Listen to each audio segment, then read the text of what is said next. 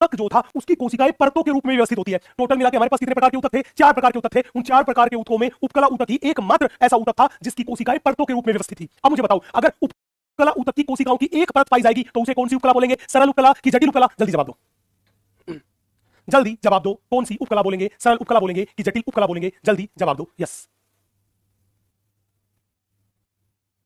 जल्दी जवाब दो। यस, सरल उपकला बोलेंगे। और अगर उपकला ऊतक कोशिकाओं की कई परतों से मिलकर बना होगा तो उसे बोलेंगे बेटा अपन जटिल उपकला। क्या बोलेंगे? जटिल उपकला। अब मैंने एक सवाल करा था कि चाहे उपकला ऊतक जो है उसमें सरल उपकला हो, चाहे अपने पास जटिल उपकला हो, उपकला ऊतक में हमेशा मुक्त सतह पाई जाएगी, फ्री सरफेस पाई जाएगी। अब मुझे बता दो, उपकला ऊतक में फ्री सरफेस कितनी होती है? 1 होती है, 2 होती है कि और भी ज्यादा होती है? उपकला ऊतक में मुक्त सतह फ्री सरफेस की संख्या कितनी होती है? जल्दी मुझे बताओ, जल्दी मुझे बताओ, जल्दी मुझे बताओ कितनी होती है?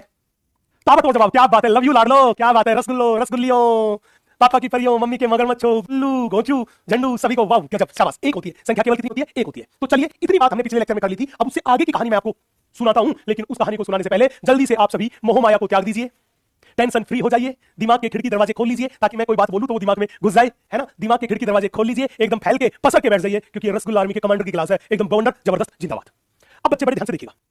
बच्चे, अपन बात कर रहे थे, सवाल का जवाब था कि सर आपने ये तो बता दिया उपकला ऊतक में मुक्त सतह होती है। अब ये मुक्त सतह जो है ये किसके संपर्क में होती है? तो एनसीईआरटी माता के बारे में भी मैं बात करूंगा, एनसीईआरटी माता की लाइन भी पढ़ के बताऊंगा। आज रसगुल्लों की अदालत के बारे में भी बात करेंगे, और जो आपको डीपीपी दी गई होगी पिछले लेक्चर में, आज भी वही डीपीपी लगानी है, क्योंकि उस डीपीपी में आज के लेक्चर के भी सवाल थे कुछ। यस, अब बड़े ध्यान से, बड़े इत्मीनान से देखिएगा, मैं आगे बढ़ रहा हूं, आगे की कहानी बता रहा हूं। बच्चे, हम एपिथेलियम टिश्यू के बारे में बात कर रहे थे। अब बात अपने पास ये थी कि उपकला ऊतक की मुक्त सतह जो होती है वो किसके संपर्क में होती है? बच्चे, उपकला ऊतक में जो मुक्त सतह होती है वो या तो बाहर वाले वातावरण के संपर्क में होगी, जैसे हमारी ये एपिडर्मिस है, ये उपकला ऊतक है, ये किसके संपर्क में है? बाहर के वातावरण के संपर्क में है, या फिर शरीर के द्रव्य के संपर्क में होगी। तो हमने यही लाइन लिखी कि उपकला ऊतक की मुक्त सतह, उपकला ऊतक की मुक्त सतह या तो बाहरी वातावरण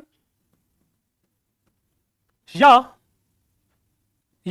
देह द्रव्य के संपर्क में होती है, के संपर्क में होती है। तो बहुत बहुत इंपॉर्टेंट बात है, बिल्कुल एनसीईआरटी माता की लाइन है कि बताओ उपकला ऊतक की मुक्त सतह किसके संपर्क में होती है? हमने बोला या तो वो होगी बाहरी वातावरण के संपर्क में या होगी देह द्रव्य के संपर्क में। अब सवाल था, सर आप बताइए ना वो कैसे संपर्क में रहेगी, उसकी क्या कहानी है? बड़े ध्यान से, बड़े इत्मीनान से देखिएगा, बड़े ध्यान से, बड़े इत्मीनान से देखिएगा। आप मान लीजिए ये आपका दोस्त है, इस दोस्त का नाम झंडू, ये लो भाई साहब, ये आपका दोस्त झंडू है, ये लो जी,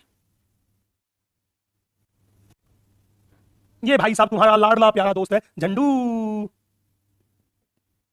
ये तुम्हारा दोस्त है झंडू। हमने क्या बोला?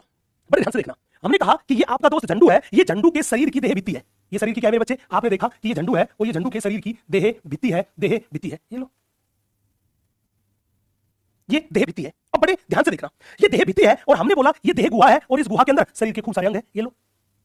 हमने बोला ये जो आपको दिख रहे हैं ये शरीर के अंग है, ये शरीर के अंग है। आपको पता है कि शरीर की जो ये देह गुहा है, इस गुहा में ये अंग जो है, जैसे तुम रसगुल्ले हैं, ये रसगुल्ले रस में डूबे पड़े हैं। रसगुल्ले किसमें डूबे पड़े हैं? जैसे रस में डूबे पड़े हैं। इसी तरह ये अंग जो था, ये अंग भी यहां पर आप देखोगे तो ये लिक्विड मटेरियल भरा पड़ा है, और ये जो लिक्विड मटेरियल भरा पड़ा है इसको बोलते हैं दैहिक द्रव्य या देह तरल, देह तरल या दैहिक द्रव्य या देह तरल या दैहिक द्रव्य। इसके अंदर पड़े हैं ये अंग, जैसे रसगुल्ला चाशनी में रस में डूबा पड़ा है, इसी तरह डूबे पड़े हैं। अब बहुत ध्यान से देखना, हमने बोला ये जो तुम्हारा दोस्त है झंडू, इस झंडू का मैं फोटो थोड़ा अच्छा बना देता हूं। ये रहे इसके मस्त मस्त 2 नैन जो दिल का चुरा लेते हैं चैन, ये रहा भाई साहब इसका थोबड़ा। अब हुआ क्या? हमने बोला शरीर के सबसे बाहर ये क्या है? एपिडर्मिस। ये एपिडर्मिस जो थी ये मेरे पास एक जटिल उपकला है, और जटिल उपकला किससे बनती है? हमने बोला वो कोशिकाओं की कई परतों से मिलकर बनती है। हमने माना ये जटिल उपकला है, लेकिन है तो क्या? उपकला ही ना, ये ही तो क्या है? हमने बोला ये उपकला ऊतक ही तो है, ये उपकला ऊतक ही तो है। और अगर ये उपकला ऊतक है तो सीधी सी बात है, इस उपकला ऊतक की ये सतह मुक्त सतह होगी कि नहीं होगी? जल्दी बोलो, ये उपकला ऊतक है तो ये मुक्त सतह होगी कि नहीं होगी? ये वाली सतह मुक्त सतह होगी कि नहीं होगी? होगी कि नहीं होगी? जल्दी बोलो, जल्दी बोलो कि ये मुक्त सतह होगी कि नहीं होगी? उपकला ऊतक की ये मुक्त सतह होगी कि नहीं होगी? जल्दी बोलो, बिल्कुल ये मुक्त सतह होगी। तो हमने बोला ये जो सतह आपको दिखाई दे रही है मेरे बच्चे, ये मेरे पास है इसकी मुक्त सतह। बेटा ये मुक्त सतह मतलब ये मैंने शरीर का ये वाला भाग बनाया, ये वाला भाग मान लीजिए ये है, ये भाग बनाया, इसके चारों तरफ क्या है? बाहरी वातावरण। तो मैंने कहा ये मुक्त सतह किसके संपर्क में है? हमने बोला ये मेरे पास जो है, ये मेरे पास है बाहरी वातावरण, ये मेरे पास है, ये मेरे पास है बाहरी वातावरण। तो ये मुक्त सतह बाहरी वातावरण के संपर्क में है। अब अगली बात देखना, हमने बोला जैसे यहां पर आपको दिखाई दिया ये मुक्त सतह बाहरी वातावरण में थी, इसके अंदर की साइड ये रहा उपकला ऊतक, ये मेरे पास जो दिखाई दे रहा है ये भी हमने बोला ये भी मेरे पास उपकला है। बड़े ध्यान से देखना, ये भी मेरे पास क्या है? उपकला है, ये भी मेरे पास उपकला है। अब मेरे को बता दो बेटा ये उपकला है तो ये वाली सतह इसकी मुक्त सतह होगी कि नहीं होगी? ये वाली सतह जो है ये इसकी मुक्त सतह होगी कि नहीं होगी? मुक्त सतह होगी कि नहीं होगी? बोला बिल्कुल सर ये मुक्त सतह है। अगर ये मुक्त सतह है तो रिजल्ट ये निकला कि ये मुक्त सतह है, तो ये मुक्त सतह किसके संपर्क में है? आप देखो, ये लाल लाल रंग से मैंने बनाई इस उपकला ऊतक की मुक्त सतह, तो इस हरे रंग के तरल के संपर्क में है। इस हरे रंग के तरल को बोलते हैं देह तरल या देह द्रव्य, इसको ही बोलते हैं देह तरल या देह द्रव्य, देह तरल या देह द्रव्य। ये मुक्त सतह है, ये मुक्त सतह है जो किसी दूसरी कोशिका के संपर्क में नहीं है, परत के संपर्क में नहीं है। तो आप बड़े ध्यान से देखो, आप बड़े ध्यान से देखो, बड़े इत्मीनान से देखो कि उपकला ऊतक की ये वाली मुक्त सतह है, बाहरी वातावरण के संपर्क में है। उपकला ऊतक की ये वाली सतह जो दिखाई दे रही है, ये किसके संपर्क में है? ये देह तरल के संपर्क में है। इसीलिए हमारी एनसीईआरटी माता ने ये बड़ी खूबसूरत सी लाइन लिखी कि उपकला ऊतक की मुक्त सतह वो या तो देह द्रव्य के संपर्क में होगी या फिर बाहरी वातावरण के संपर्क में होगी, बाहरी वातावरण के संपर्क में होगी, बाहरी वातावरण के संपर्क में होगी। यस, ये एनसीईआरटी ने लाइन यहां से लिखी है। अब जल्दी से इतनी सी बात को नोट कीजिए, फिर हम इससे आगे वाली बात पढ़ते हैं। यस, जल्दी से नौजवानों, जल्दी से नौजवानों, जल्दी से लिखो, पूरे भारत की जनता जल्दी से लिखो। यस, जल्दी से लिखो बच्चे। यस, नेहा चौहान, बेटा कनेक्टिव टिश्यू जो है वो इस व्हाइट वाली परत में है। मैंने वो कांसेप्ट नहीं बताया, मैं तो केवल ये कांसेप्ट बताना चाह रहा था। वो वाली बात की कनेक्टिव टिश्यू के ऊपर ग्रोथ करता है, तो ऑब्वियसली मान लो बिना कनेक्टिव टिश्यू के तो उपकला ऊतक होगा ही नहीं। वो बात तो मैं पहले बता चुका, मैं बार-बार वो गंद नहीं फैलाना चाहता था, बस सीधी ये बात रखनी, व्हाइट वाली परत में आ गया आपका कनेक्टिव टिश्यू भी, बेसमेंट मेम्ब्रेन भी, सब इसमें है। यस, बिल्कुल, जल्दी से डायग्राम बना के, जल्दी से डायग्राम बना के जल्दी से नोट कीजिए। यस, अब अपने पास एक और कॉन्सेप्ट निकल के आया, अब अपने पास एक और कॉन्सेप्ट निकल के आया, बड़े ध्यान से देखना। कॉन्सेप्ट ये निकल के आया कि ये उपकला ऊतक है, ये देखो शरीर के सबसे बाहर वाली परत बना रहा है, और ये शरीर के सबसे बाहर वाली परत क्या काम करती है? सुरक्षा प्रदान करने का काम करती है। ये शरीर के सबसे बाहर वाली जो परत है, ये क्या काम करती है? ये सुरक्षा प्रदान करने का काम करती है। तो मैं ये कह दूं कि उपकला ऊतक की बाहरी परत है, ये सुरक्षा प्रदान कर रही है। ये अंदर वाली परत है, ये अंग के आंतरिक स्तर का या आंतरिक आस्तर का निर्माण करती है, निर्माण करती है, निर्माण करती है, निर्माण करती है। यस, तो अब एक कंक्लूजन, एक बहुत प्यारी सी बात ये निकल के आई। पहली बात कि ये मुक्त सतह बाहरी वातावरण के संपर्क में है, ये मुक्त सतह इस हरे रंग के तरल के संपर्क में है। तो हमने बोला उपकला ऊतक की मुक्त सतह या तो बाहरी वातावरण के संपर्क में होगी या देह द्रव्य के संपर्क में होगी। और इसके साथ साथ एक और इंपॉर्टेंट बात, वो इंपॉर्टेंट बात क्या है कि उपकला ऊतक है वो कुछ अंगों के बाहरी सुरक्षात्मक आवरण या आंतरिक अस्तर का निर्माण करता है। तो हमने बोला उपकला ऊतक कुछ अंगों के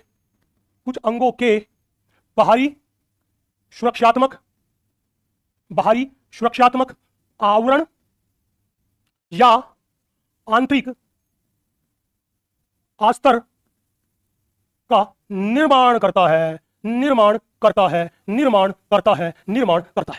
ये वाली बात जो है, ये वाली बात भी हमने क्लियरली देख ली। वो कहां पर देख ली? इसी डायग्राम में या तो सबसे बाहर का आवरण बनाएगा या सबसे अंदर वाली परत बनाने का काम करेगा। कौन?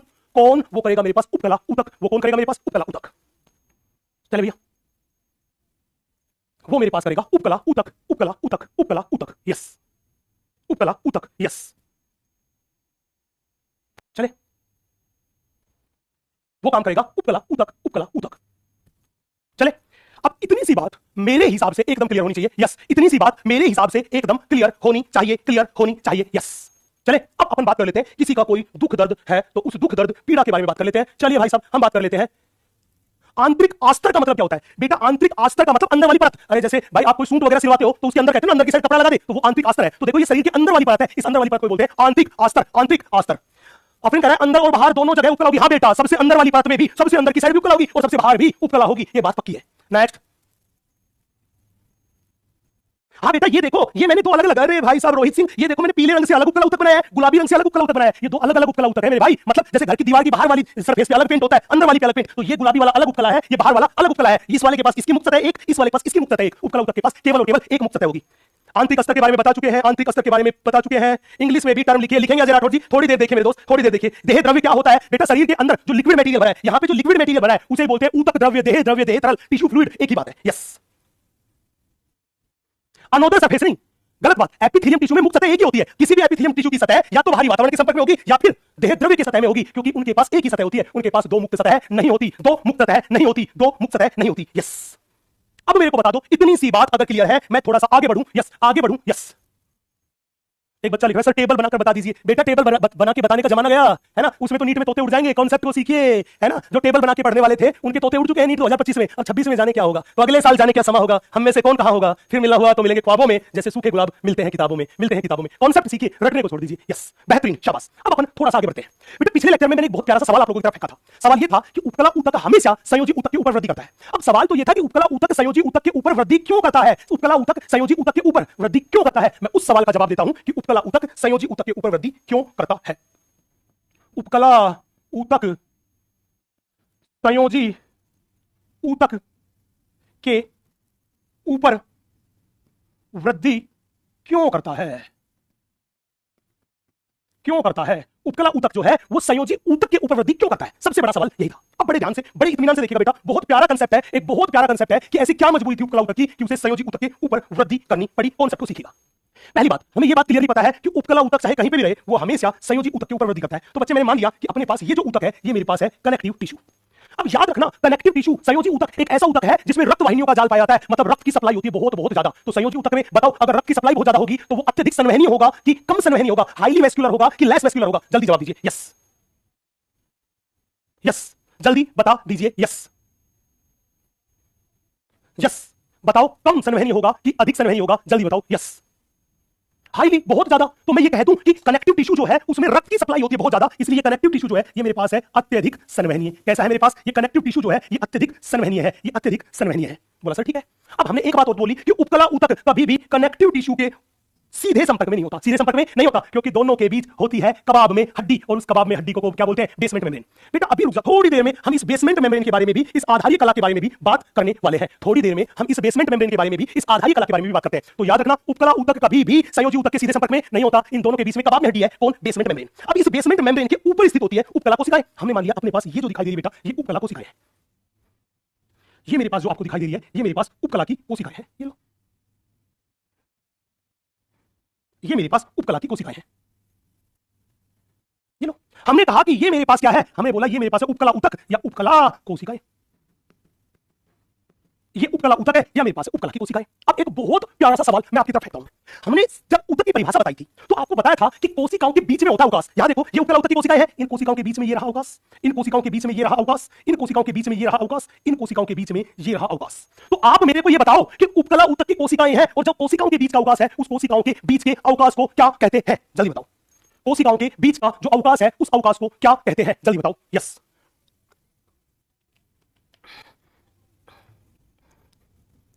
जल्दी बताओ। ये बीच का अवकाश जो है इस अवकाश को क्या कहते हैं? बेहतरीन बेहतरीन, अंतरकोशिकीय अवकाश, इंटरसेल्युलर स्पेस। अंतरकोशिकीय अवकाश, इंटरसेल्युलर स्पेस। बेहतरीन जवाब बच्चे। तो सभी भारत की जनता का एकदम सही जवाब, इसको बोलते हैं अंतरकोशिकीय, अंतरकोशिकीय अवकाश, या इंग्लिश में मैं बोलूं तो इंटरसेल्युलर स्पेस, इंटरसेल्युलर स्पेस। अब खास बात क्या था? खास बात यह था कि जब हमने माइक्रोस्कोप में उपकला ऊतक की कोशिकाओं को देखा तो पता चला इन कोशिकाओं के बीच ये जो अंतरकोशिकीय अवकाश हमें दिखाई दे रहा था, ये अंतरकोशिकीय अवकाश था, ये था बहुत कम। अंतरकोशिकीय अवकाश क्या था? बहुत कम। अंतरकोशिकीय अवकाश क्या था? वो था बहुत कम। अंतरकोशिकीय अवकाश जो हमें दिखाई दिया वो कैसा था बेटा? बहुत कम, बहुत कम, बहुत कम। तो पहली बात कान खोल के सुन लो कि उपकला ऊतक जो था उस उपकला ऊतक की कोशिकाओं के बीच जो अंतरकोशिकीय अवकाश है, इंटरसेलुलर स्पेस है, वो होता है बहुत बहुत कम। वो क्या होता है? बहुत बहुत कम। सीटी का मतलब है कनेक्टिव टिश्यू, वो होता है बहुत बहुत कम। और याद करो, इस अंतरकोशिकीय अवकाश में ही तो भरा था अंतरकोशिकीय द्रव। इस अंतरकोशिकीय अवकाश जो था, इस अंतरकोशिकीय अवकाश में ही तो भरा था अंतरकोशिकीय द्रव। इसी में तो भरा था अंतरकोशिकीय द्रव, इसी में तो भरा था अंतरकोशिकीय द्रव, अंतरकोशिकीय द्रव। इस अवकाश में ही तो भरा था अंतरकोशिकीय द्रव। अब मैं एक छोटी सी बात पूछना चाह रहा हूं कि ये जो मेरे पास लाल रंग का है ये मेरे पास है अंतरकोशिकीय, अंतरकोशिकीय पदार्थ, that is intercellular, intercellular substance. इसी को बोलते हैं इंटरसेल्युलर सब्सटेंस। तो जब भी बोले ये इंटरसेल्युलर सब्सटेंस बोल दो, या इसी का एक और नाम है दैट इज मैट्रिक्स, या इसी का एक और नाम है दैट इज मैट्रिक्स। अब मेरे को एक बात बताओ, मेरे को एक बात बताओ, मेरे को एक बात बताओ कि अंतरकोशिकीय अवकाश के अंदर भरा होता है मैट्रिक्स। जब अंतरकोशिकीय अवकाश ही बहुत थोड़ा, तो बताओ ना उपकला ऊतक में मैट्रिक्स की मात्रा होगी वो थोड़ी थोड़ी होगी कि ज्यादा ज्यादा होगी? मैट्रिक्स की मात्रा जो होगी वो थोड़ी थोड़ी होगी कि ज्यादा ज्यादा होगी? जल्दी बताओ, जल्दी बताओ, जल्दी बताओ। यस, जल्दी बताओ, जल्दी बताओ, जल्दी बताओ। यस, वो भी थोड़ी थोड़ी होगी, वो भी थोड़ी थोड़ी होगी, वो भी थोड़ी थोड़ी होगी। अब पूछेगा उपकला ऊतक में मैट्रिक्स थोड़ा कि ज्यादा? आप कहोगे थोड़ा। बोला थोड़ा क्यों? क्योंकि अंतरकोशिकीय अवकाश भी है बहुत थोड़ा, अंतरकोशिकीय अवकाश भी है बहुत थोड़ा। तो अब मेरे को एक छोटी सी बात बता दो, छोटी सी बात ये बता दो कि जब कोशिकाओं के बीच अंतरकोशिकीय अवकाश दूरियां बहुत कम है, जब कोशिकाओं के बीच दूरियां बहुत कम है, तो बताओ कोशिका एक दूसरे से टाइटली जुड़ी होगी कि लूजली जुड़ी होगी, दृढ़ता से बंधी होगी कि ढीली बंधी होगी? जल्दी बता दो। अगर अंतरकोशिकीय अवकाश बहुत कम है मतलब कोशिकाओं के बीच दूरियां बहुत कम है, तो वो एक दूसरे से मजबूती से, दृढ़ता से बंधी होगी कि ढीली बंधी होगी? जल्दी बता दो, जल्दी बता दो, जल्दी बता दो, जल्दी बता दो। फिर मैं एनसीईआरटी माता के कंक्लूजन आपको बताता हूं। Yes, tightly tightly tightly tightly tightly, मजबूती से मजबूती से मजबूती से। अब मैं रिजल्ट लिखता हूं। मेरे पास तीन बातें पता चली। क्या? उपकला ऊतक की कोशिकाओं के बीच अंतरकोशिकीय अवकाश बहुत कम होते हैं, अतः उपकला कोशिकाएं एक दूसरे से दृढ़ता से बंधी होती है, दृढ़ता से बंधी होती है। Point number 1। पॉइंट नंबर 2 पता चला कि उपकला ऊतक में अंतरकोशिकीय पदार्थ जो था वो भी सूक्ष्म मात्रा में पाया जाता है। मैट्रिक्स की मात्रा जो होती है वो भी क्या होती है? बहुत बहुत कम होती है। मैं ये दो बातें लिखता हूं, फिर इसके बाद आगे की कहानी सुनाता हूं। सुनना, हमने बोला इस डायग्राम को देख के दो बातें निकली। क्या? कि उपकला कोशिकाओं के बीच, उपकला कोशिकाओं के बीच, उपकला कोशिकाओं के बीच अंतर कोशिकीय अवकाश, अंतर कोशिकीय अवकाश बहुत कम होते हैं, बहुत कम होते हैं। अतः उपकला कोशिकाएं एक दूसरे से दृढ़ता से बंधी होती है, दृढ़ता से बंधी होती है।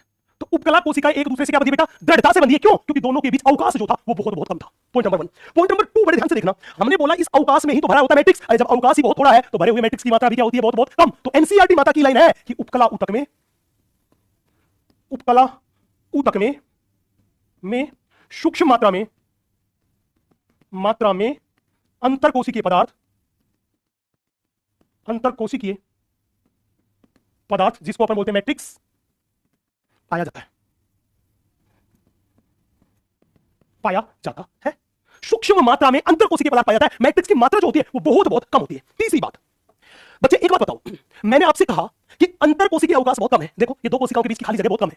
ये अंतरकोशिकीय अवकाश है ना, यही वो जगह है जहां पर रक्तवाहिनियां पाई जाती है, तंत्रिका तंतु पाए जाते हैं। तो जब भी बोले कि आप हमें बताओ कि ये जो मेरे पास अंतरकोशिकीय अवकाश था, इस अंतरकोशिकीय अवकाश की मात्रा बहुत कम है, तो यहां पर मैट्रिक्स भी क्या है? बहुत कम। और अंतरकोशिकीय अवकाश वो जगह है जहां पर रक्तवाहिनियां पाई जाती है। कहां क्या पाई जाती है? रक्तवाहिनियां। तो अब मेरे को एक बात बता दो कि अगर उपकला ऊतक में अंतरकोशिकीय अवकाश बहुत बहुत कम होगा, जिसको मैं कह दूं नगण्य होगा, तो नगण्य जगह पर क्या कोई रक्तवाहिनी रह सकती है? आप बता दो, अगर अंतरकोशिकीय अवकाश यहां पर बहुत बहुत कम है, नगण्य है, तो क्या इस जगह पर कोई रक्तवाहिनी रह सकती है? रह सकती है? नहीं रह सकती, रक्तवाहिनी नहीं रह सकती। तो कहने का मतलब क्या था कि भाई साहब ये अंतरकोशिकीय अवकाश कम था।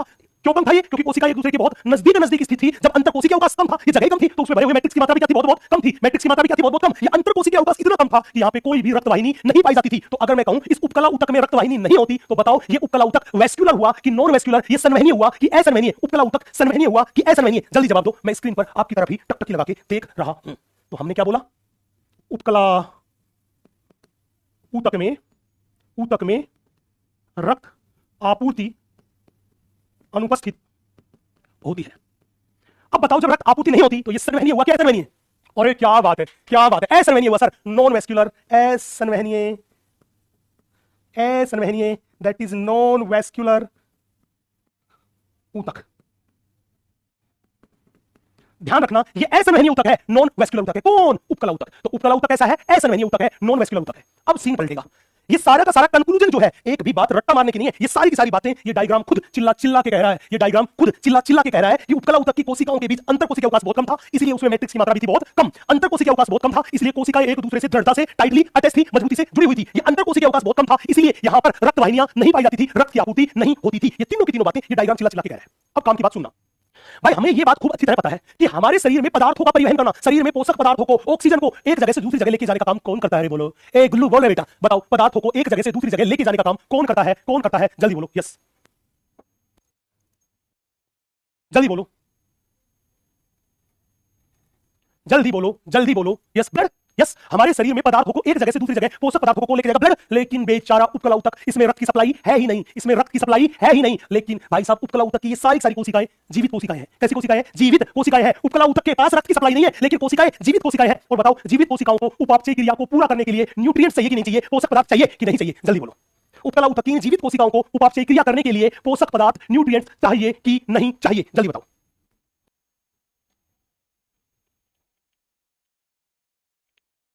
बिल्कुल चाहिए सर।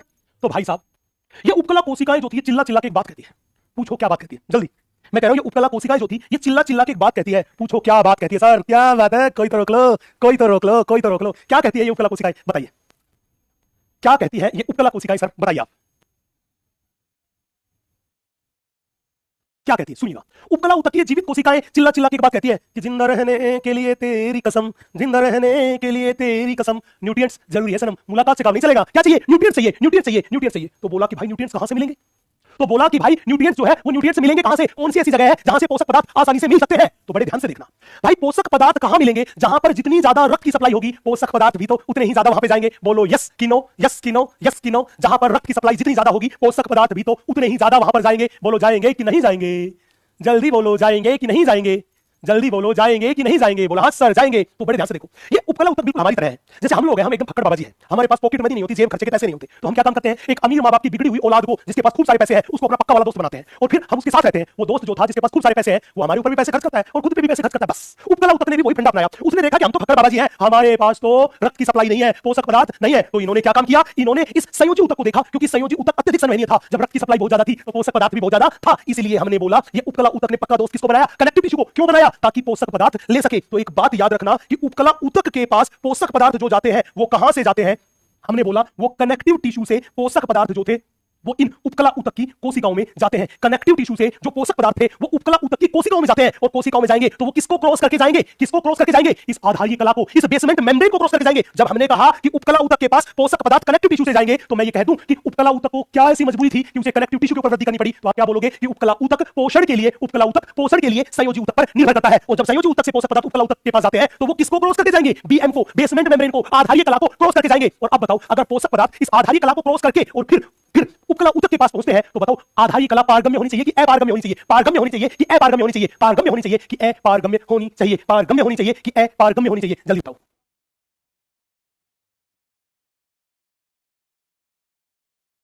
तो ध्यान रखना, ये आधारीय कला है, ये मेरे पास है अत्यधिक पारगम्य।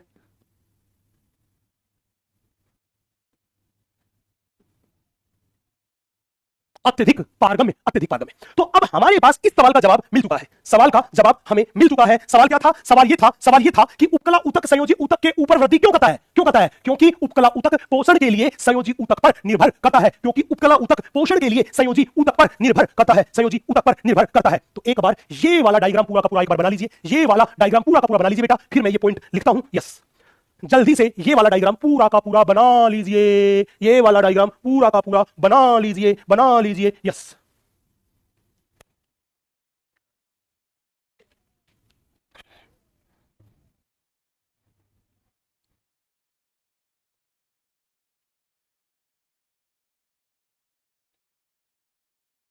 नोट किया बच्चे? अगर ये डायग्राम पूरा का पूरा बन गया, ये कहानी नोट हो गई, नोट हो गई, तो एक बार इस बात को नोट कर लीजिए और मैं अंतिम लाइन लिख देता हूं कि उपकला ऊतक, उपकला ऊतक पोषण के लिए, पोषण के लिए संयोजी ऊतक पर, संयोजी ऊतक पर निर्भर करता है। उपकला ऊतक पोषण के लिए कौन से ऊतक पर निर्भर करता है बेटा? संयोजी ऊतक पर निर्भर करता है, निर्भर करता है। ये लीजिए, ये चार के चार पॉइंट हमने इस डायग्राम को बना के और फिर कंक्लूजन निकाला है। इस डायग्राम में से ही हमने कंक्लूजन निकाला है, इस डायग्राम में से ही हमने ये कंक्लूजन निकाला है, हमने ये कंक्लूजन निकाला है। तो अब आप मेरे को ये बता दीजिए कि ये चारों के चारों पॉइंट क्या एकदम क्लियर है? किसी के कोई डाउट है, कोई दुख दर्द है, तो जल्दी से अपने दुख दर्द पीड़ा को मुझे लिख भेजिए, लिख भेजिए, लिख भेजिए। सर ये येलो कलर से आपने बनाया है, इसको कुछ नाम भी दोगे? येलो कलर से क्या बना दिया भाई? बेटा अंतरकोशिकीय अवकाश, अंतरकोशिकीय अवकाश, ये दे रखा है नाम, अंतरकोशिकीय अवकाश। यस, ये येलो कलर से बनाया, तो बात बताइए कि पोषक पदार्थ यहां से जाते हैं। यस, पोषक पदार्थ यहां से जाते हैं। यस सर, उपकला ऊतक के पास जब पोषण कैसे प्राप्त करता है? आशिका बेटा मैंने बता दिया, उपकला ऊतक पोषण के लिए निर्भर करता है। वो निर्भर करता है किसके ऊपर? संयोजी ऊतक पर। अत्यधिक पारगम्य का मतलब वो है कि ऐसे झिल्ली जिससे आर पार आसानी से जाया जा सके, जिससे आर पार आसानी से जाया जा सके। बेटा अगर ये बीएम अपारगम्य होता तो उपकला ऊतक से पोषक पदार्थ एपिथेलियम, सॉरी संयोजी ऊतक से पोषक पदार्थ उपकला ऊतक में नहीं जा पाते, वो आसानी से जा पाए, इसके लिए इसका अत्यधिक पारगम्य होना जरूरी है। हाँ बेटा, मैट्रिक्स जो है उसे ही हिंदी में आधात्री कहते हैं आफिया, एकदम सही बात है बच्चा। सत्येंद्र येलो कलर, अरे बेटा ये येलो कलर से बताइए, तो मैं ये बताना चाह रहा हूं, यहां से पोषक पदार्थ जाएंगे तो वो इस बीएम को क्रॉस करके जाएंगे, उससे संबंधित ये बात लिख दी, बाकी कुछ भी लिखना नहीं है, केवल इंडिकेशन था। अरे उपकला ऊतक तो पूरे शरीर में पाया जाता है, अभी प्रिंसिपल एग्जांपल्स के बारे में बात करेंगे जंतु थोड़ी देर में। हाँ बीएम बहुत पतली होनी चाहिए, बिल्कुल एकदम सही बात है। मैं थोड़ी देर में जब बेसमेंट मेम्ब्रेन की संरचना बताऊंगा तब ये बात बताऊंगा आपको, ठीक है बेटा? पुरानी वाली एनसीईआरटी में दिया है, कोई लोड लेने की जरूरत नहीं, मैं एनसीईआरटी पढ़ के बताऊंगा थोड़ी देर में। यस, बीएम किसकी बनी होती है सौरभ? थोड़ी देर में मैं इसी चीज पे आ रहा हूं। ये बच्चा कह रहा है कि उपकला ऊतक जो है वो संयोजी ऊतक से पोषण प्राप्त करता है, क्योंकि सबसे ज्यादा संवहनीय ऊतक ही संयोजी ऊतक है, इसीलिए तो जिसके पास पोषक पदार्थ खूब सारे होंगे वही तो दूसरे को दे पाएगा, वो तो बेचारे खुद अपने हिसाब किताब से काम कर रहे हैं। बेटा अभी थोड़ी देर में उदाहरण के बारे में बात करेंगे, अभी आगे चल के आएगा। यस, चोट लगने पर ब्लड जो बाहर निकलता है वो कनेक्टिव टिश्यू वगैरह की टूटती है, जहां पे होती है तब बाहर निकलता है, इसकी वजह से नहीं निकलता। ये भी हो गया। हाँ, ये बड़ा प्यारा विकास ने सवाल पूछा है कि उपकला ऊतक जो है वो बीएम पे क्यों टिक रहा है, सीधा कनेक्टिव टिश्यू के संपर्क में क्यों नहीं होता। बेटा उपकला ऊतक को कनेक्टिव टिश्यू से जोड़ने के लिए कोई संरचना चाहिए कि नहीं चाहिए, है ना। जैसे तू किसी फोरम पे फोटो चिपकाता है तो फेविकोल लगाता है ना, तो याद रखना कि ये बेसमेंट मेम्ब्रेन उपकला ऊतक को संयोजी ऊतक से जोड़ने का काम करने वाली मेम्ब्रेन है, इसलिए जरूरत पड़ती है। बहुत प्यारा सवाल, बहुत प्यारा सवाल, बहुत प्यारा सवाल, यस बहुत प्यारा सवाल। चलो अब मेरे को एक बात बता दो कि क्या ये चारों के चारों पॉइंट क्लियर है, और अगर ये चारों के चारों पॉइंट दिमाग में छप गए, दिल में उतर गए और मस्त मस्त दो नैनों में चमक गए, तो कसम खा के कहो, मुस्कुरा के कहो सर आप आगे बढ़ो, हम आपके साथ हैं। और फिर मैं आपको एनसीईआरटी माता की कुछ लाइंस पढ़ के बताता हूं, जल्दी से बोल करके बता दीजिए सर आप आगे बढ़ो, हम आपके साथ हैं, हम आपके साथ हैं, हम आपके साथ हैं, यस जल्दी से जल्दी से जल्दी से जल्दी से, यस। फिर मैं एनसीईआरटी माता को पढ़ के बताता हूं मेरे दोस्तों, यस।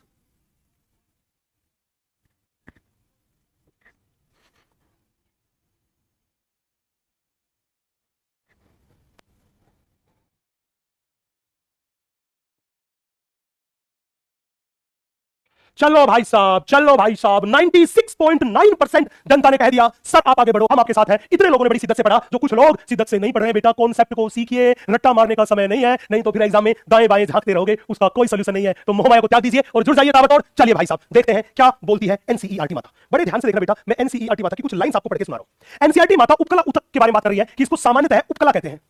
इस ऊतक में एक मुक्त सतह होती है, एक मुक्त स्तर होता है। मुक्त सतह की संख्या में पिछले लेक्चर में बताया था, केवल और केवल कितनी होती है, एक। उपकला ऊतक में मुक्त सतह केवल और केवल कितनी होती है, एक होती है।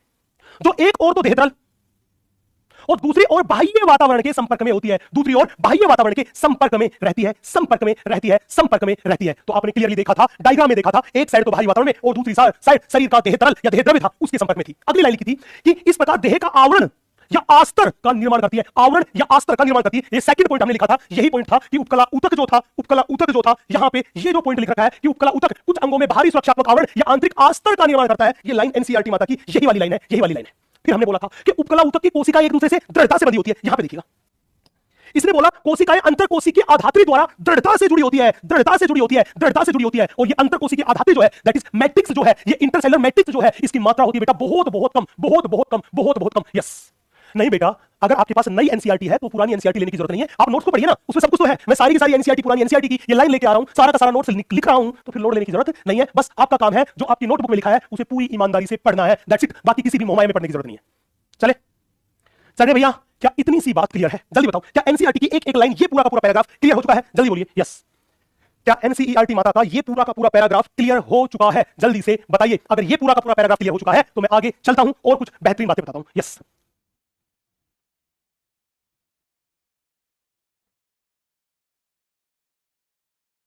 चले भैया, अब थोड़ा सा देखिएगा। एक बच्चा कह रहा है सर थोड़ी सी स्पीड बढ़ाओ। बेटा एग्जैक्टली में शुरू के 5-10 लेक्चर अपने को धीरे धीरे चलना पड़ेगा, क्योंकि आप लोगों में से बहुत सारे बच्चे ऐसे हैं जिन्होंने पिछले साल कोचिंग की होगी, तो उनको बहुत सारी चीजें आती है। लेकिन बहुत सारे बच्चे ऐसे भी हैं जो पहली बार पढ़ रहे हैं। मुझे सभी को साथ लेकर चलना है। अगले 5-10 लेक्चर के बाद जब वो बच्चे भी हमारी स्पीड को पकड़ जाएंगे, हमारे साथ अच्छी बॉन्डिंग हो जाएगी, फिर आपको पता भी नहीं चलेगा कि स्पीड बढ़ गई। तो वो टेंशन आप मेरे पे छोड़ दीजिए। आप तो इस बात की गारंटी दीजिए कि जितना पढ़ाया जा रहा है वो पूरा का पूरा हो जाए। चले भैया यस, आगे चल के फ्रॉग भी पढ़ेंगे, कॉकरोच भी पढ़ेंगे, रेजंडू अभी ये पढ़ना है। बड़े ध्यान से देखिए, मैं अगले कॉन्सेप्ट पे चलता हूं। बेटा अगला एक बड़ा प्यारा सा कॉन्सेप्ट है। हमने क्या देखा? हमने देखा कि हमारे शरीर के कुछ भाग ऐसे देखे हमने कि शरीर के कुछ भाग में हमें सूक्ष्मांकुर दिखाई देते हैं, जहां पदार्थों का अवशोषण करवाना होता है। जैसे छोटी आंत्र में पचे हुए भोजन का अवशोषण कराने के लिए सूक्ष्मांकुर चाहिए। शरीर में कई सारे भाग ऐसे देखे जहां पे हमें सीलिया दिखाई दिए। तो अब सवाल ये था कि आप हमें बताइए, शरीर में अगर हम देखते हैं तो कहीं पर हमें सूक्ष्मांकुर दिखाई देते हैं, कहीं पर हमें सीलिया दिखाई देते हैं, तो ये सूक्ष्मांकुर और सीलिया कहां पर दिखाई देंगे? बहुत इंपॉर्टेंट बात, बहुत प्यारी बात। मैं पहले एनसीईआरटी माता की लाइन लिखता हूं और उसके बाद उसका मतलब आपको समझाता हूं। यस, हमने बोला कि शरीर के कुछ भागों में घनाकार या स्तंभाकार उपकला कोशिकाओं की मुक्त सतह पर सूक्ष्मांकुर, इन सूक्ष्मांकुर को बोलते हैं बेटा माइक्रोविलाई या सीलिया, पक्षमाभ पाए जाते हैं। ये बहुत बहुत प्यारी सी लाइन है। यस, बहुत प्यारी सी लाइन है, बड़े ध्यान से देखना। सवाल कह रहा है कि शरीर में अगर हमें कहीं पे भी अगर माइक्रोविलाई सूक्ष्मांकुर दिखाई दे रहे हैं या शरीर में हमें कहीं पर भी सीलिया दिखाई दे रहे हैं, बस इन दो चीजों पे फोकस करना कि शरीर में कहीं पर भी अगर हमें सीलिया दिखाई दे रहे हैं या शरीर में कहीं पर भी हमें माइक्रोविलाई सूक्ष्मांकुर दिखाई दे रहे हैं, तो ध्यान रखना अगर ये शरीर में कहीं दिखाई दे रहे हैं तो ये हमेशा कौन सी कोशिका? ये हमेशा अपने पास या तो घनाकार कोशिका या फिर स्तंभाकार कोशिका, इन्हीं की मुक्त सतह पर मिलेंगे। या तो घनाकार कोशिका या फिर स्तंभाकार कोशिका, इन्हीं की मुक्त सतह पर मिलेंगे। अब बात है सर, क्या अपन इस कॉन्सेप्ट को डायग्राम से समझ सकते हैं? बिल्कुल, हम इस कॉन्सेप्ट को डायग्राम से समझ सकते हैं। बड़े ध्यान से देखना, बड़े इत्मीनान से देखना, बड़े ध्यान से देखना, बड़े इत्मीनान से देखना। भाई हमने मान लिया कि अपने पास ये जो अपने पास है, ये लीजिए, हमने मान लिया कि ये अपने पास जो है ये कनेक्टिव टिश्यू है। अब मेरे को बताओ, क्या कनेक्टिव टिश्यू संयोजी ऊतक के, ये कनेक्टिव टिश्यू और उपकला ऊतक सीधे एक दूसरे के संपर्क में होते हैं? जल्दी बताओ, क्या उपकला ऊतक सीधे संयोजी ऊतक के संपर्क में होता है? आप कहोगे नन्ना रे नन्ना रे नन्ना रे नन्ना रे, तो दोनों के बीच में पाई जाती है आधारीय कला, दैट इज बेसमेंट मेम्ब्रेन। दोनों के बीच में पाई जाती है आधारीय कला, जिसे बोलते हैं बेसमेंट मेम्ब्रेन। और इस बेसमेंट मेम्ब्रेन के ऊपर पाई जाती है उपकला कोशिकाएं, इसके ऊपर पाई जाती है उपकला कोशिकाएं। उपकला कोशिकाएं, हमने बोला ये मेरे पास उपकला कोशिकाएं हैं।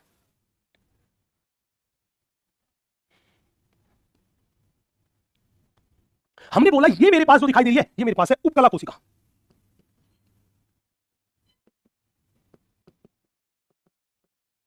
अब बड़े ध्यान से देखना भैया, ये मेरे पास उपकला कोशिकाएं है और यहां पे देखो ये उपकला कोशिकाएं, उपकला ऊतक है, और ये वाली सतह है, ये इस उपकला ऊतक की कौन सी सतह है मेरे बच्चे? ये मेरे पास है मुक्त सतह।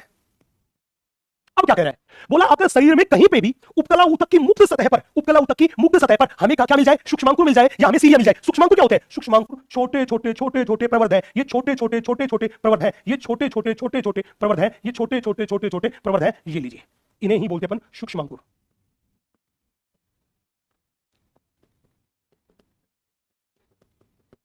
ये मेरे पास छोटे छोटे छोटे छोटे छोटे छोटे प्रवर्ध है और इन छोटे छोटे प्रवर्धों को बोलते हैं सूक्ष्मांकुर। और ये सूक्ष्मांकुर किसकी सतह पे है? बोला उपकला ऊतक की सतह पे। अब ध्यान रखना, अगर उपकला ऊतक की सतह पर सूक्ष्मांकुर होंगे तो बताओ इन उपकला ऊतक की कोशिकाओं की संरचना कैसी होगी? ये क्यूबॉइडल होगी कि कोल्यूमनार होगी, ये घनाकार होगी कि स्तंभाकार? तो ध्यान रखना कैसी होगी, या तो ये कोशिकाएं होगी घनाकार या होगी स्तंभाकार। घनाकार को इंग्लिश में बोलते हैं क्यूबॉइडल, स्तंभाकार को बोलते हैं कोल्यूमनार। तो बड़े ध्यान से देखना, ये उपकला कोशिकाएं कैसी होगी? हमने बोला या तो होगी घनाकार, या तो होगी घनाकार, या फिर होगी स्तंभाकार, या तो होगी घनाकार या फिर होगी स्तंभाकार, या तो होगी घनाकार या होगी स्तंभाकार। मतलब मोटी सी बात ये थी कि शरीर में कहीं पर भी सूक्ष्मांकुर दिखाई दे या सीलिया दिखाई दे तो मान लेना वो कौन सी कोशिका की मुक्त सतह पे होंगे? जल्दी बोलो, कौन सी कोशिकाओं की मुक्त सतह पर मिलेंगे? याद रखो, जल्दी बोलो। यस बेटा, इस टिश्यू वाले पार्ट को हल्के में ना लेना, क्योंकि ये एनसीईआरटी ने तो हटा दिया, लेकिन नीट का जब आप सिलेबस देख रहे हो तो नीट के सिलेबस में जंतु ऊतक दिया हुआ है, तो नीट में सवाल पूछा जा सकता है। तो कोई गलत फहमी पाल के ना रखे, नहीं तो फिर लंका लगनी तय है।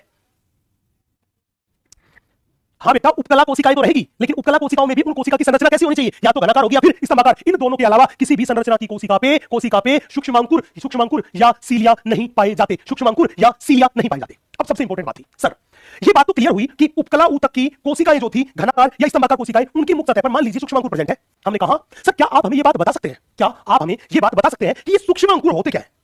ये सूक्ष्मांकुर होते क्या है? सूक्ष्मांकुर होते क्या है? तो बेटा याद रखना, सूक्ष्मांकुर बहुत छोटे छोटे तथा अगतिशील प्रवर्ध है। तो सूक्ष्मांकुर क्या है? हमने बोला ये क्या है? हमने बोला ये छोटे तथा अगतिशील, छोटे तथा अगतिशील प्रवर्ध है। ये छोटे तथा अगतिशील प्रवर्ध है क्या? सूक्ष्मांकुर। तो जब भी बोले सूक्ष्मांकुर क्या है तो सीधा सा याद रखना ये छोटे तथा अगतिशील प्रवर्ध है।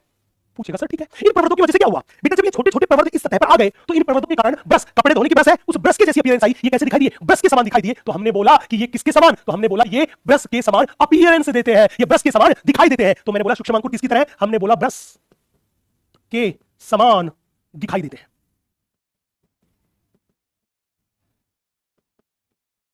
बिल्कुल ब्रश के समान दिखाई देगा। बोला सर ठीक है। अब पूछेगा कि शरीर के अगर किसी हिस्से में माइक्रोविलाई है उपकला ऊतक की मुक्त सतह पे, तो इन माइक्रोविलाई का क्या काम है? बेटा आप लोगों ने छोटी छोटी क्लासेस में ये बात पढ़ी होगी। क्या पढ़ी होगी? ये पढ़ी होगी कि भाई साहब ये माइक्रोविलाई जो है ये सतही क्षेत्रफल को बढ़ाते हैं। तो अगर कोई पूछे कि बताओ माइक्रोविलाई का कार्य, तो याद रखना ये क्या काम करते हैं? हमने बोला सतही क्षेत्रफल को बढ़ाते हैं, सतही क्षेत्रफल को बढ़ाते हैं। ये क्या काम करते हैं? ये सतही क्षेत्रफल को बढ़ाते हैं। अब बताओ अगर सतही क्षेत्रफल बढ़ेगा तो पदार्थों का अवशोषण जो होगा वो कम होगा कि ज्यादा? पदार्थों का एब्जॉर्प्शन जो होगा वो क्या होगा? कम होगा कि ज्यादा? तो याद रखना जिससे पदार्थों का अवशोषण क्या होता है? ज्यादा का अवशोषण वो होता है ज्यादा, जिससे पदार्थों का अवशोषण होता है ज्यादा। तो एक बात क्लियरली याद रखना कि अगर शरीर के किसी भी हिस्से में सूक्ष्मांकुर है तो उन सूक्ष्मांकुर का एक ही काम है सतही क्षेत्रफल को बढ़ाना, ताकि पदार्थों का अवशोषण ज्यादा से ज्यादा हो सके। अब अपने पास दो बहुत इंपॉर्टेंट उदाहरण है जहां पर सूक्ष्मांकुर पाए जाते हैं। आप कहोगे गुरुजी उदाहरण बताओ। सबसे पहला उदाहरण जहां पर सूक्ष्मांकुर पाए जाते हैं, याद करो आपने समीपस्थ कुंडलित नलिका के बारे में सुना होगा, नेफ्रॉन की पीसीटी, नेफ्रॉन की पीसीटी। तो हमारे पास है नेफ्रॉन की पीसीटी, इसी को तो बोलते हैं बेटा समीपस्थ कुंडलित नलिका, समीपस्थ कुंडलित नलिका। और दूसरा एग्जांपल है छोटी आंत्र, दूसरा एग्जांपल है मेरे बच्चे छोटी आंत्र। ये दो बहुत फेमस उदाहरण अपने पास है, दो बहुत फेमस उदाहरण अपने पास है जहां पर सूक्ष्मांकुर पाए जाते हैं, सूक्ष्मांकुर पाए जाते हैं।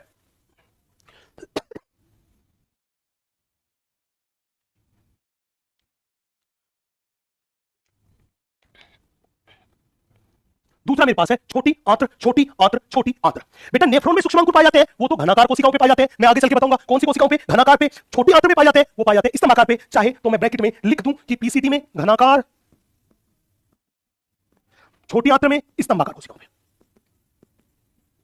छोटी आंत्र में स्तंभाकार कोशिकाओं पे पाया जाता है। मनीष ने एकदम सही लिखा, proximal convoluted tubule. Power of DT sir, proximal convoluted tubule, that is PCT. बेटा हिंदी में बोलते हैं समीपस्थ कुंडलित नलिका, नेफ्रॉन की समीपस्थ कुंडलित नलिका, समीपस्थ कुंडलित नलिका। यस, इतनी सी बात को नोट कर लीजिए। बेटा पीसीटी का मतलब होता है समीपस्थ कुंडलित नलिका, समीपस्थ कुंडलित नलिका, समीपस्थ कुंडलित नलिका। Yes,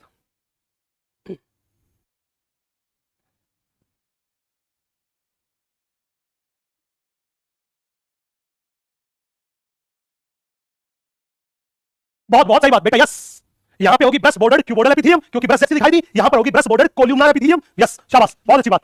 very good, very good, very good, very good, very good.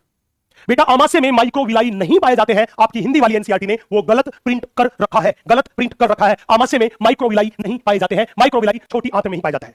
Anuj Kumar पूछ रहा है पीसीटी कहां पाई जाती है? अरे भैया नेफ्रॉन जो हमारी किडनी की संरचनात्मक क्रियात्मक इकाई है उसका भाग है पीसीटी, उसी का भाग है पीसीटी, वहां पर पाई जाती है। अब बता दो क्या इतनी सी बात नोट हो गई? अगर इतनी सी बात नोट हो गई, अगर इतनी सी बात नोट हो गई, मतलब दिमाग में छप गई, दिल में उतर गई और मस्त मस्त दोनों में चमक गई, तो कसम खा के कहो, मुस्कुरा के कहो, सर आप आगे बढ़ो, हम आपके साथ हैं, हम आपके साथ हैं, जल्दी से जल्दी से। और अपनी रसगुल्ली से भी कह दो कि सुनो मेरी रसगुल्ली, स्काई सर आने वाले हैं, तो फूल न बिछाना राहों में, हम दिल बिछाने वाले हैं। तो एक बार स्क्रीन पर जल्दी से दिल की झड़ी लगा दीजिए, फिर मैं थोड़ा सा आगे बढ़ता हूं। यस, सीटी का मतलब होता है बेटा कनेक्टिव टिश्यू। सीटी का मतलब होता है बच्चे कनेक्टिव टिश्यू, कनेक्टिव टिश्यू। क्या बात, क्या बात, क्या बात, क्या बात। भयंकर जबरदस्त जिंदाबाद, भयंकर जबरदस्त जिंदाबाद। क्या बात, क्या बात, क्या बात, क्या बात, क्या बात, क्या बात। मजा आ गया एकदम। चलो अब यहीं से मैं वो कंसेप्ट और निकाल के लाता हूं, सीलिया वाला, पक्षमा वाला, सीलिया वाला, पक्षमा वाला कंसेप्ट आपके सामने और निकाल के लाता हूं। बड़े ध्यान से, बड़ी शिद्दत से देखिएगा। यस, बड़े ध्यान से, बड़ी शिद्दत से देखिएगा। यस बच्चे, अगेन अपन थोड़ा सा आगे बढ़ते हैं, बड़े ध्यान से देखिएगा, फिर मैं क्वेश्चन करवाता हूं। यस बच्चे, हमने मान लिया अपने पास, अगेन ये अपने पास कोई कनेक्टिव टिश्यू है, ये लो जी।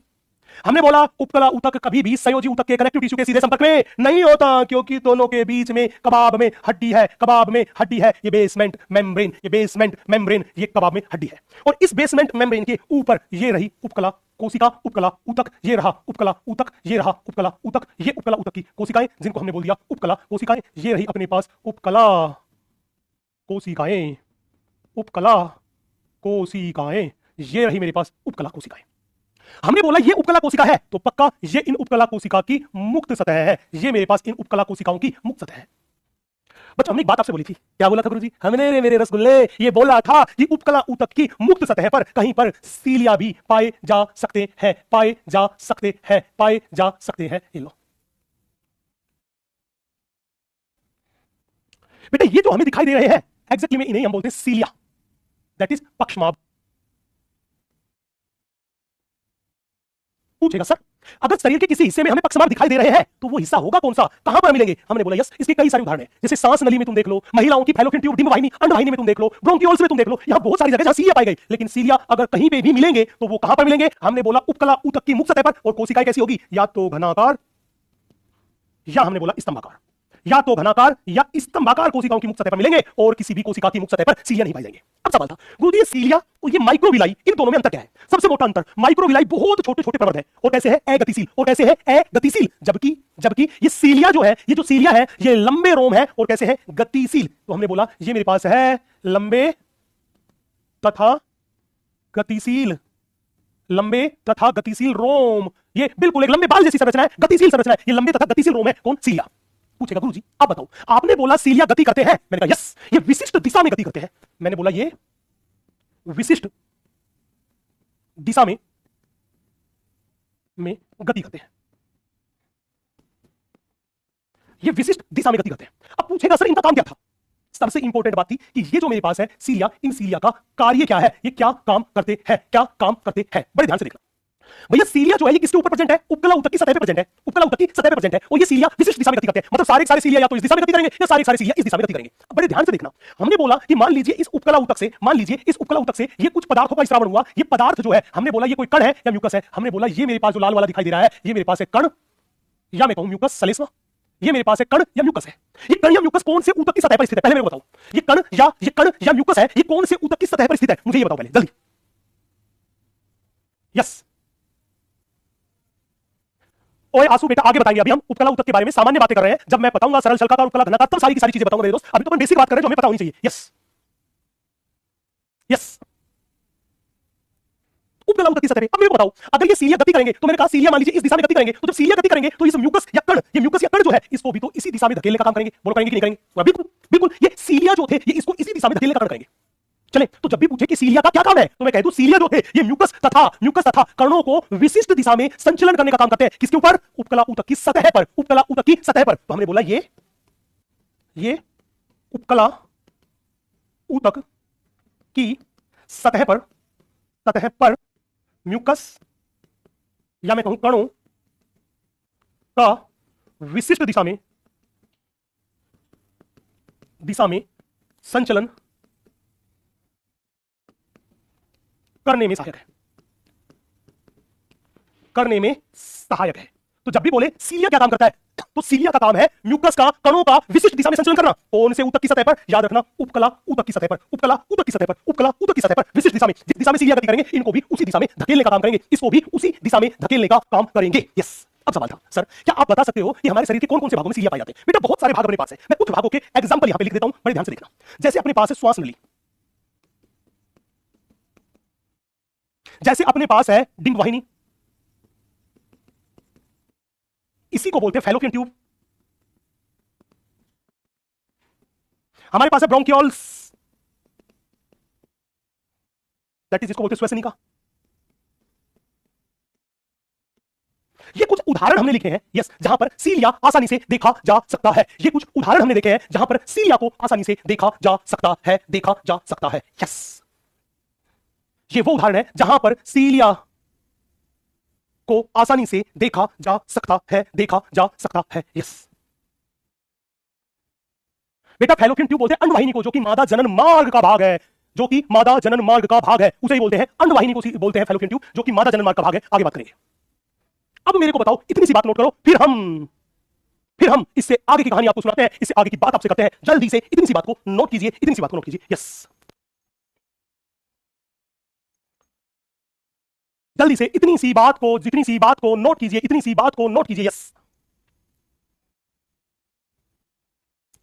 हाँ, मैं जल्दी से रिपीट कर देता हूं। मैंने कहा कि अगर शरीर में कहीं पर भी सीलिया पाया जाएगा, तो सीलिया या तो उपकला ऊतक की घनाकार या फिर स्तंभाकार कोशिकाओं की मुक्त सतह पर पाया जाएगा। ये सीलिया जो होते हैं, ये लंबे और गतिशील रोम होते हैं, जो कि एक विशिष्ट दिशा में गति करते हैं। जिस भी दिशा में सीलिया गति करेगा, उसी दिशा में ये म्यूकस तथा कणों को संचलन करने का काम करेगा। ये उसी दिशा में म्यूकस तथा कणों का संचलन।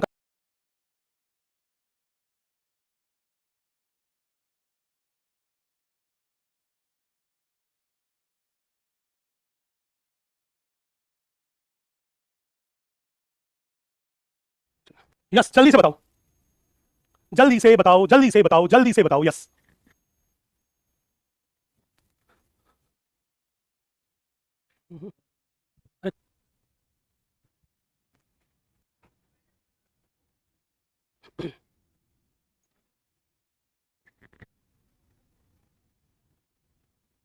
डन। चलो अपन एक बार थोड़ा सा एक क्वेश्चन आप लोगों से पूछ लेते हैं।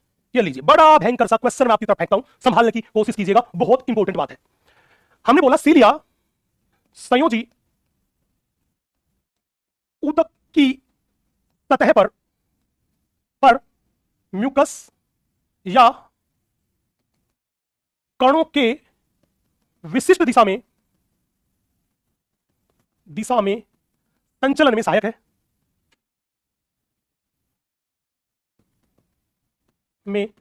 है। बताओ ये ट्रू है कि फॉल्स है? जल्दी से बताओ, ट्रू है कि फॉल्स है? और आपका समय शुरू होता है, वो समय शुरू होता है अब। जल्दी से पूरे भारत की रसगुल्ला भी बताएगी कि ये जो स्टेटमेंट है ये सही है कि गलत है, सही है कि गलत है, सही है कि गलत है। यस।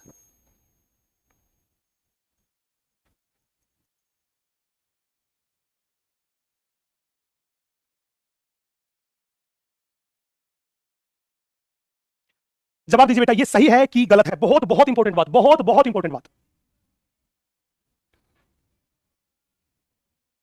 बहुत इंपॉर्टेंट बात।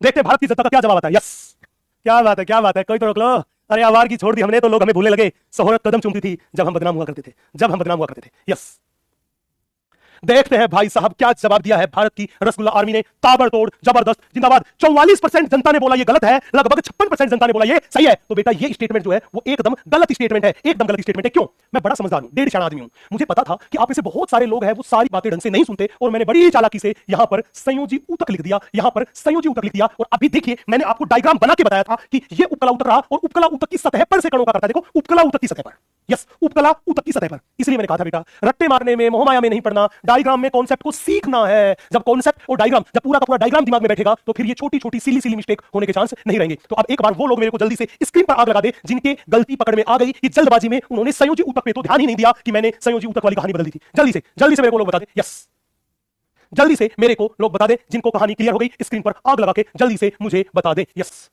बिल्कुल बेटा, नीट के पेपर में भी वो आपके सामने छोटी छोटी बातों पे खेलेंगे, बाकी सब सही होगा। बस छोटी छोटी बातों पे आपको घुमा देंगे, बाकी कार्यक्रम सही होगा। चलिए एक अगला क्वेश्चन मैं देखता हूं, चेक करता हूं दोबारा से जोश है कि नहीं है। अरे दोबारा जोश में हो, पक्का भरोसा है, एक एक लाइन को सलीके से पढ़ोगे, क्योंकि इस बार की नीट में भी भाई खेल उन्होंने स्टेटमेंट का ही कर दिया था और एक एक लाइन पे कहानी घूम गई थी, है ना, एक एक वर्ड पे कहानी घूम गई थी। मैं अगला दिल दहला देने वाला सवाल आपकी तरफ फेंकता हूं, बड़े ध्यान से देखना, बड़े ध्यान से देखना। मैंने सवाल को देखना, उपकला ऊतक के पास कई मुक्त सतह होती है जो बाहरी वातावरण और देह तरल के संपर्क में होती है।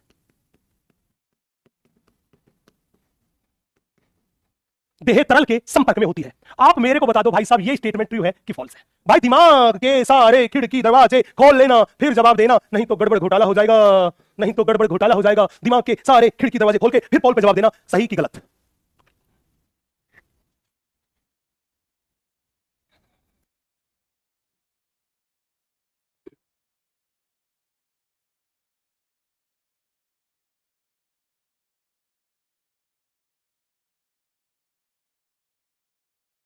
चलो भैया आपका समय खत्म हुआ, बड़े ध्यान से बड़े इत्मीनान से देखते हैं कि आप लोगों ने क्या कहा। 75% जनता ने कहा कि सर गलत है, 24% लगभग जनता ने कहा कि सर बात सही है। बड़े ध्यान से देखना, ये कह रहा उपकला ऊतक के पास कई मुक्त सतह होती है जो बाहरी वातावरण और देह तरल के संपर्क में होती है। बात एकदम गलत है बेटा, मैंने बताया था उपकला ऊतक के पास केवल और केवल एक मुक्त सतह होती है। चाहे सरल उपकला होगा उसके पास भी एक मुक्त सतह होगी, चाहे संयुक्त उपकला होगा उसके पास भी केवल और केवल एक ही मुक्त सतह होगी, एक ही मुक्त सतह होगी, एक से ज्यादा मुक्त सतह नहीं हो सकती। ये कई वर्ड ने पूरी कहानी को बदल के रख दिया, मतलब स्टेटमेंट एकदम गलत है और 75% जनता का एकदम सही जवाब। क्या बात है, लव यू मेरे लाडलो, love you love you love you, क्या बात क्या बात। तो एक बार अपने लिए ताली बजा दो भाई, आपने पिछली बार जो मैंने जोर का झटका दिया था आपने उसको समझा, देखा और फिर आपने कहानी को नया रंग दे दिया। शाबाश मेरे लाडलो, शाबाश शाबाश, क्या बात क्या बात। एक बार अपने लिए ताली बजा दो। और इसी बात पे हम काफी देर से एक कॉन्सेप्ट के बारे में बात कर रहे हैं कि सर ये आधारीय कला की क्या कहानी है, इसके बारे में आप हमें बता दो। मैं जल्दी से इस आधारीय कला की ये कहां से आई, क्या थी, इसके बारे में थोड़ी सी बात आपको बताता हूं। बहुत ध्यान से देखना, बहुत ध्यान से देखना। बच्चे हमने ये बात आपको बताई कि जब भी हम उपकला ऊतक को देखते हैं तो उपकला ऊतक हमेशा इस कनेक्टिव टिश्यू के ऊपर वृद्धि करता है। उपकला ऊतक हमेशा इस कनेक्टिव टिश्यू के ऊपर वृद्धि करता है और कनेक्टिव टिश्यू एंड उपकला ऊतक के बीच में पाई जाती है झिल्ली, और वो झिल्ली को बोलते हैं आधारी कला। अब पूछेगा सर उपकला ऊतक और कनेक्टिव टिश्यू के बीच में कबाब में हड्डी जो है, हाँ कई बार होता है प्रेमी प्रेमिका के बीच में कबाब में हड्डी, तो ये उपकला ऊतक और संयोजी ऊतक के बीच में जो कबाब में हड्डी है, ये कबाब में हड्डी आई कहां से? बेटा इस कबाब में हड्डी के जिम्मेदार ये दोनों ऊतक है। एग्जैक्टली में इस आधारी कला का श्रावण ये उपकला ऊतक और संयोजी ऊतक खुद करते हैं, उपकला ऊतक और संयोजी ऊतक खुद करते हैं। वो कैसे? बड़े ध्यान से देखना। जब हम इस आधारी कला के बारे में बात करते हैं तो इस आधारी कला की अपने पास टोटल दो परतें हैं। एक परत तो हमने बोल दिया ये जो मैंने हरे रंग से बना दी, एक परत हमने मान लिया ये जो मैंने लाल रंग से बना दी। बेटा ये जो मेरे पास दोनों की दोनों परतें हैं, ये दोनों की दोनों परतें एग्जैक्टली में यही मेरे पास है बेसमेंट मेम्ब्रेन। पूछेगा सर ठीक है, ये दोनों परतें मिलकर बेसमेंट मेम्ब्रेन बना रही है और इस बेसमेंट मेम्ब्रेन के ऊपर मेरे पास है वो मेरे पास है उपकला ऊतक, इसके ऊपर मेरे पास है वो मेरे पास है उपकला ऊतक, उपकला ऊतक। ये लो भाई साहब, हमने बोल दिया ये मेरे पास जो है ये मेरे पास है उपकला ऊतक। अब पूछेगा सर आपने बताया कि इस आधारी कला की कितनी परत है? दो परत, लाल वाली परत उपकला ऊतक की तरफ और हरे वाली परत संयोजी ऊतक की तरफ। ध्यान रखना लाल वाली परत जो उपकला ऊतक की तरफ है, इस लाल वाली परत को हम बोलते हैं बेसल लेमिना। इसको अपन बोलते हैं बेटा बेसल लेमिना, इसको हम बोलते हैं बेसल लेमिना। उपकला ऊतक की हरे वाली परत जो संयोजी ऊतक की तरफ है इसको अपन बोलते हैं फाइब्रस लेमिना, इसको अपन बोलते हैं फाइब्रस लेमिना। तो उपकला ऊतक की अपने पास कितनी परतें होगी भैया? उपकला ऊतक सॉरी बेसमेंट मेम्ब्रेन की कितनी परतें होगी? दो। उपकला ऊतक की तरफ है बेसल लेमिना, फाइब्रस लेमिना जो संयोजी ऊतक की तरफ है। बेटा ये बेसल लेमिना है, इसका स्रावण एपिथेलियम टिश्यू करता है। हमने बोला इसका स्रावण एपिथेलियम टिश्यू करता है, ईटी का मतलब एपिथेलियम टिश्यू करता है, इसका स्रावण एपिथेलियम टिश्यू करता है। जबकि ये जो फाइब्रस लेमिना है इसका स्रावण कनेक्टिव टिश्यू करता है। इसका स्रावण कौन करता है बेटा? इसका स्रावण कनेक्टिव टिश्यू करता है। सवाल था गुरुजी, अब एक बात बताओ, अगर इस बेसल लैमिना का थोड़ा सा भाग लेके और हम लैब में चेक करके देखें तो ये बेसल लैमिना किस चीज से बनी है, ये मुख्य रूप से किस चीज में बनी है? तो मैंने बोला ये मुख्यतः ग्लाइकोप्रोटीन तथा म्यूकोपॉलीसैकेराइड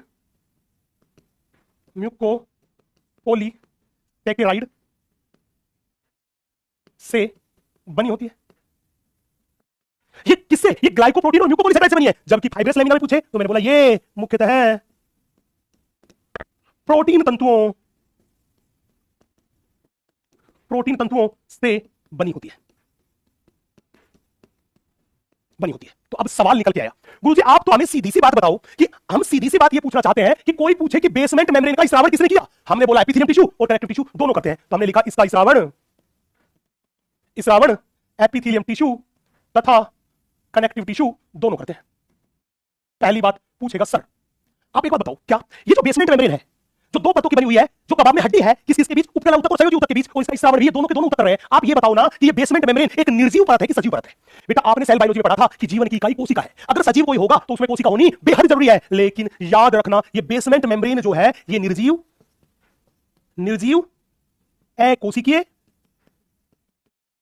अकोशिकीय तथा असंवहनीय, मतलब परिसंचरण भी नहीं होता, असंवहनीय परत है। पहली बात। दूसरी बड़ी बात, ये जो परत है ये बहुत ही पतली है, तथा अत्यधिक पारगम्य है। तो हमने बोला ये कैसी है? मैंने बोला पतली तथा अत्यधिक पारगम्य परत। ये पतली है और अत्यधिक पारगम्य है, ये पतली है तथा अत्यधिक पारगम्य है। कौन? Basement membrane.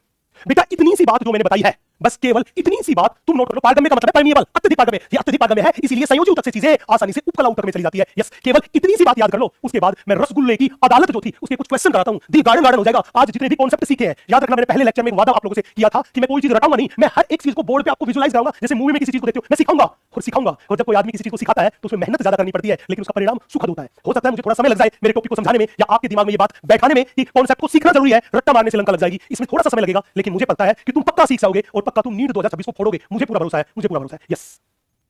यस बेटा, पिछले लेक्चर में जो डीपीपी आपको मिली होगी उस पिछले लेक्चर वाली डीपीपी में ही क्वेश्चन दे रखे हैं। आज के लेक्चर के भी कुछ, तो आज भी वही डीपीपी लगानी है, क्योंकि नया क्वेश्चन अपने पास अभी नहीं है। अगले वाले लेक्चर से और नई डीपीपी आपको मिलेगी। उस एक डीपीपी में ही मैंने कई सारे क्वेश्चन दे दिए थे। यस, चले तो हमने बोला आधारीय कला का स्रावण कौन करता है? उपकला ऊतक और संयोजी ऊतक दोनों करते हैं। कितनी परत होती है? दो परत। उपकला ऊतक की साइड जो परत होती है उसे बोलते हैं बेसल लैमिना। संयोजी ऊतक की तरफ जो परत होती है उसे बोलते हैं फाइब्रस लैमिना। लाल वाली बेसल लैमिना का स्रावण कौन करता है? उपकला ऊतक। फाइब्रस लैमिना का स्रावण कौन करता है? संयोजी ऊतक। ये किस चीज से बनी होती है? ग्लाइकोप्रोटीन और म्यूकोपॉलीसैकेराइड से। हरे वाली फाइब्रस लैमिना किससे बनी होती है? प्रोटीन तंतुओं से बनी होती है। बेसमेंट मेम्ब्रेन में कोई भी सेल नहीं होती, इसलिए निर्जीव है, अकोशिकीय है। जब कोशिका ही नहीं तो यहां रक्त का परिसंचरण भी नहीं, इसलिए असंवहनीय है। ये पतली है और अत्यधिक पारगम्य परत है। अब भाई साहब मैं आपसे बात करता हूं एक बहुत ही बेहतरीन कॉन्सेप्ट के बारे में, एक बहुत ही बेहतरीन चीज, दैट इज रसगुल्लों की अदालत। यहां पे ये तुम सारे रसगुल्ले हो, मैं यहां पे रसगुल्लों की अदालत में सवाल भी आपसे पूछूंगा, सवाल आपका होगा, जवाब आपका होगा, और अगर गड़बड़ घोटाला हुआ तो मुंह पे रहता भी आप ही मारोगे, अपने मुंह पे रहता भी आप ही मारोगे। तो आर यू रेडी बच्चों रसगुल्ले की अदालत के लिए? क्या आप रेडी हैं? मैं 2 मिनट में आप लोगों को छोड़ता हूं। क्या आप रेडी हैं रसगुल्ले की अदालत के लिए? जल्दी से मुझे बता दें। यस,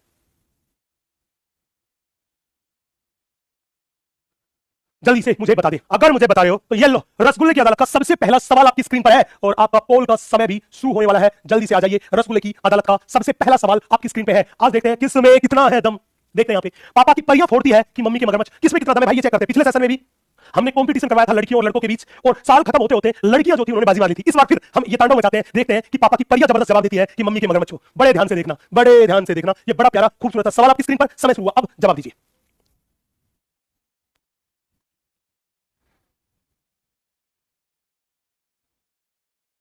बहुत प्यारा सवाल है बेटा। आज जो चीजें पढ़ाई अगर आपने बड़े सलीके से पढ़ी होगी तो बिल्कुल फोड़ के रख दोगे, नहीं तो फिर हो जाएगी मोए मोए मोए मोए मोए मोए।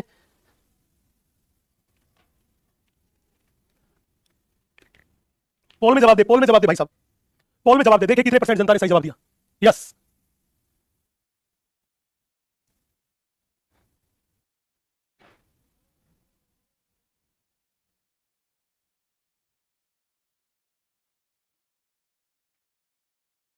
चलो देखो, ये कह रहा निम्न में से उपकला ऊतक के बारे में असत्य है।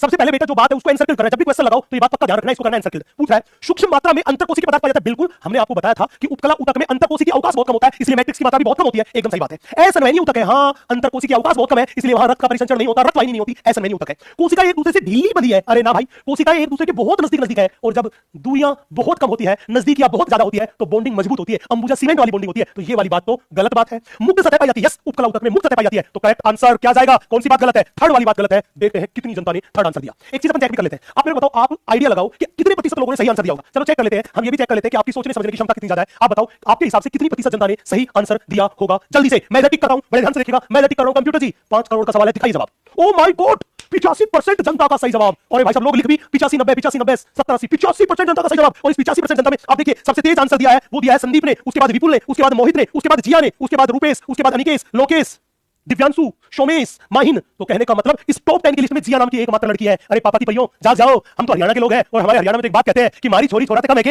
लेकिन बेटा यहां क्या कर रहे हो तुम यार? तुम भी गजब का जोश दिखाओ। जब लड़के भी ताबड़तोड़ जवाब देंगे, आप भी जवाब देंगे, तो फिर पूरी क्लास में कंपटीशन का माहौल तैयार होगा। पढ़ने में मजा आएगा, क्वेश्चन का जवाब देने में मजा आएगा, और मुझे भी बवंडर मजा आएगा। यस गजब, शाबाश मेरे बच्चे, शाबाश शाबाश। अगला सवाल आप देखिएगा, बड़ा भयंकर सवाल है, बड़ा भयंकर सवाल है आपकी स्क्रीन पर। जल्दी से आ जाओ बेटा। कुछ लोगों को पोल नहीं आ रहे, तो पोल नहीं आ रहे तो वो एक बार रिफ्रेश कर ले, क्योंकि ये थोड़ी बहुत टेक्निकल एरर हो सकती है। यस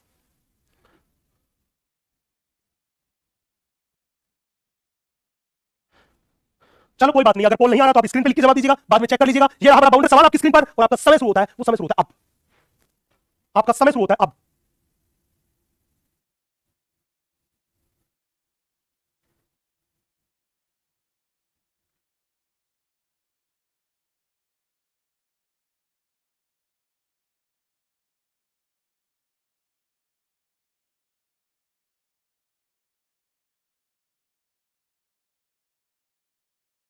जल्दी जवाब दीजिए बेटा, जबरदस्त जबरदस्त।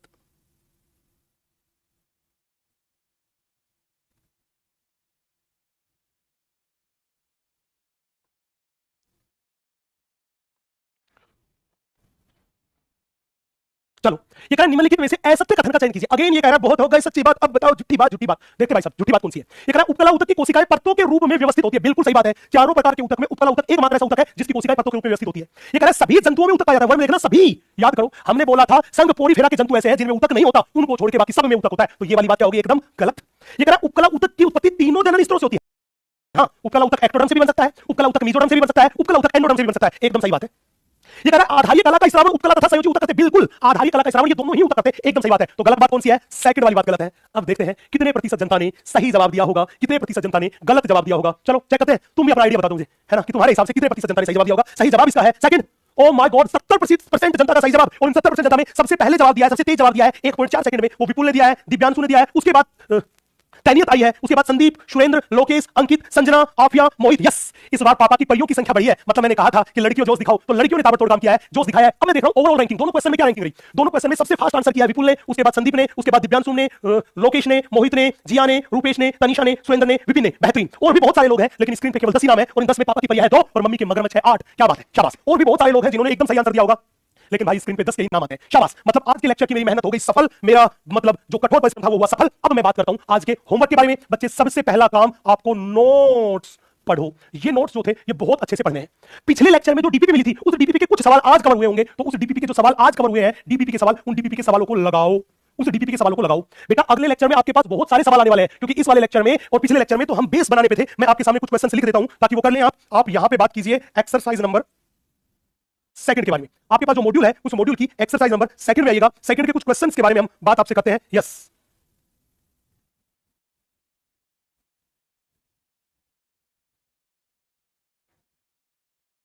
क्वेश्चन नंबर 16 नंबर देखिएगा, एक्सरसाइज सेकंड का 16 नंबर क्वेश्चन देखिएगा।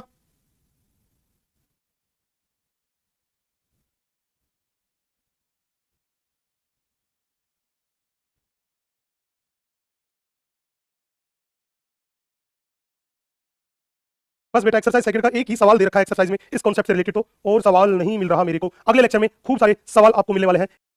इसमें एक ही सवाल दे रखा है, यस, एक ही सवाल दे रखा है, यस। यहीं पे जाके आज का ये बड़ा ही खूबसूरत सा जो पोर्शन था वो हुआ खत्म। बेटा जिन लोगों के पास मॉड्यूल है वो अपने मॉड्यूल के सवाल लगा ले, नहीं है वो अपने